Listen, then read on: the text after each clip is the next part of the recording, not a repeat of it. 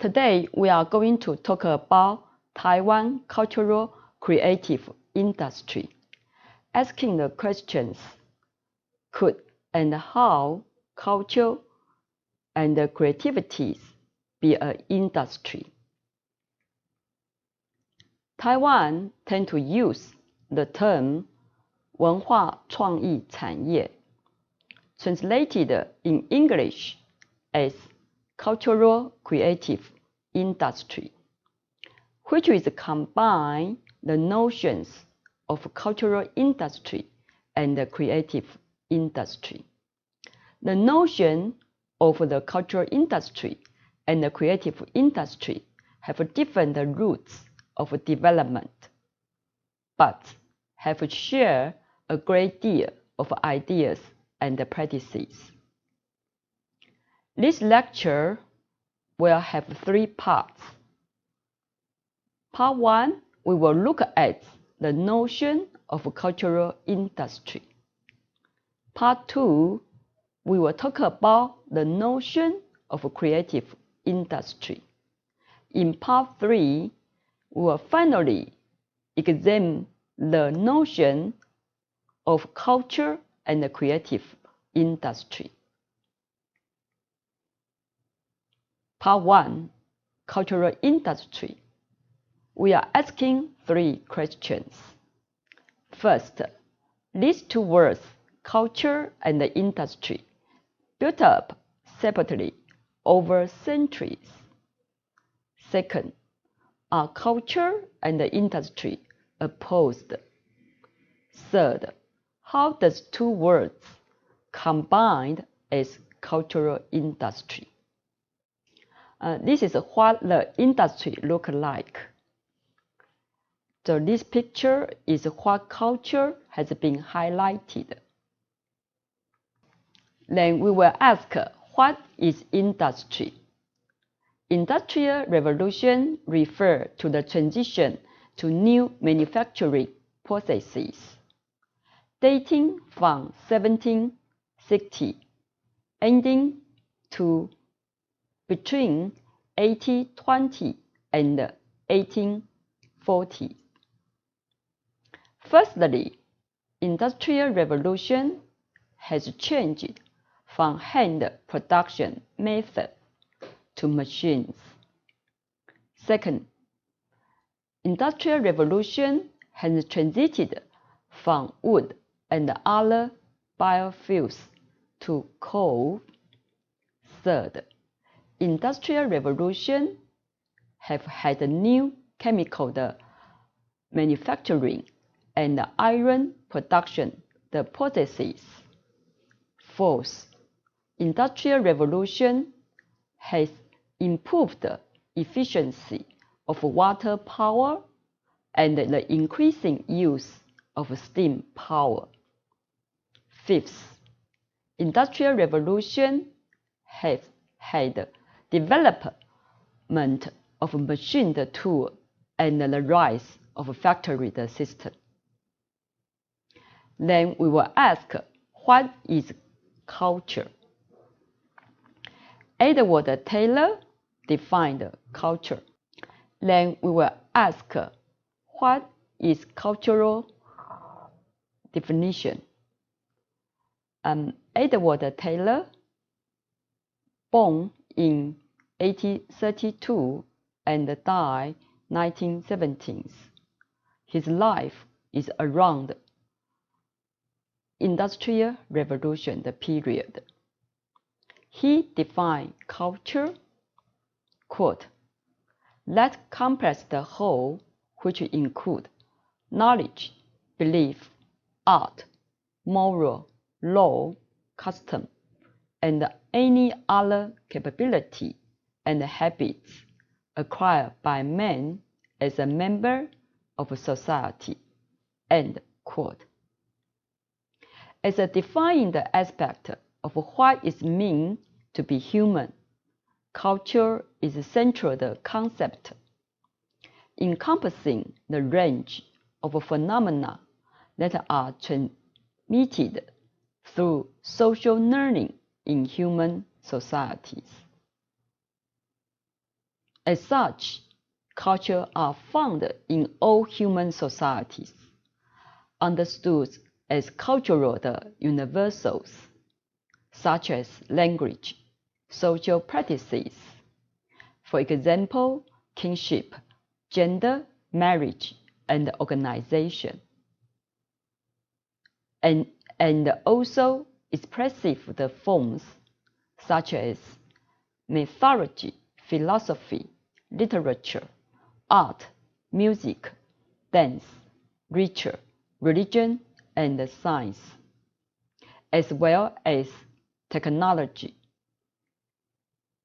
For example, cooking, clothes, and housing. Next, we are going to ask, when did the two words, culture and industry, come to be married as a cultural industry? However, there is no single agreed definition for cultural industry. No agreement about what the term cultural industry involved has emerged. For the first time in 1944, the term cultural industry was coined by the Marxist theorist Theodor Adorno and Max Horkheimer. Then, next, we are going to ask, what does cultural industry mean? Cultural industry could be described how the traditional art came to be shadowed by mass industrialized culture in a capitalist society. And popular culture is akin to a factory producing standardized cultural goods. Also, cultural industry could mean to organize leisure time, such as for artist performances, in the same way that mass production organizes the working day, for example, for goods. So, next, we are having 5 questions to think about. First, while appearing to offer people choice and entertainment, it actually produces uniformity and predictability. Second, when culture becomes an industry, does it cease to be authentic?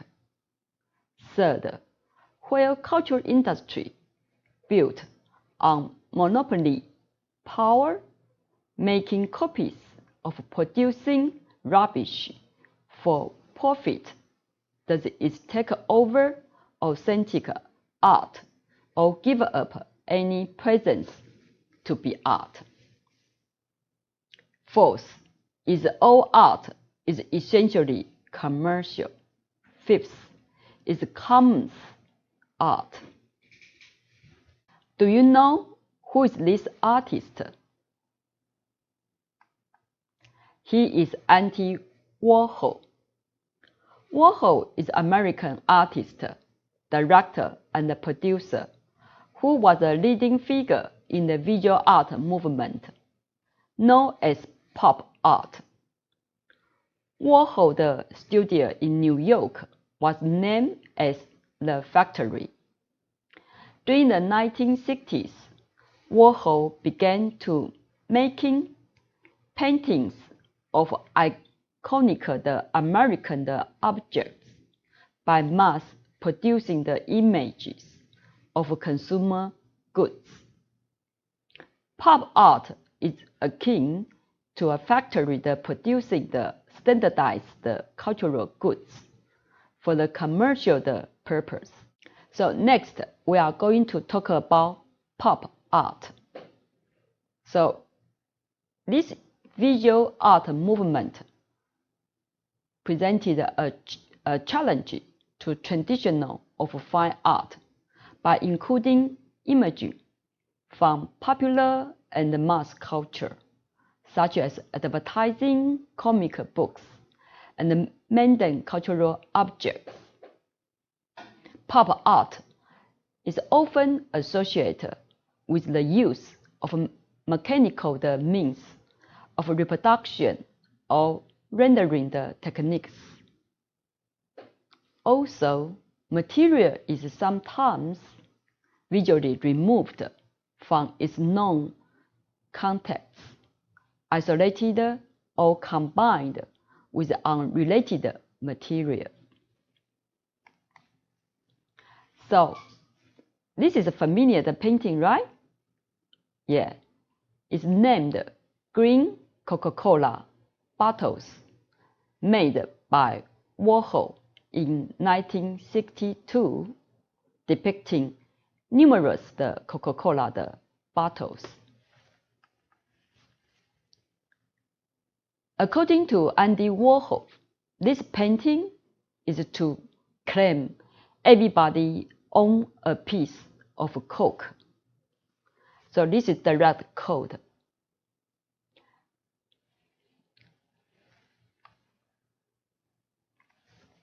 According to Andy Warhol, quote, "What is great about this country is that Americans started the tradition where the richest consumer buying essentially the same thing as the poorest. You can be watching TV and see Coca-Cola, and you know that the president drinks Coca-Cola. The celebrity Liz Taylor drinks Coca-Cola, and just think you can drink Coca-Cola too. A Coke is a Coke, and no amount of money can get you a better Coke than the one the bum on the corner is drinking. All the Cokes are the same, and all the Cokes are good. Liz Taylor knows it, President knows it, and the bum knows it, and you know it too." Andy Warhol also claimed this painting is democratical equality. Andy Warhol made art available to everyday men, and everybody understood it. Coca-Cola painting represents democratical equality. So, being good in business is the most fascinating kind of art. Making money is art, and working is art, and good business is the best art.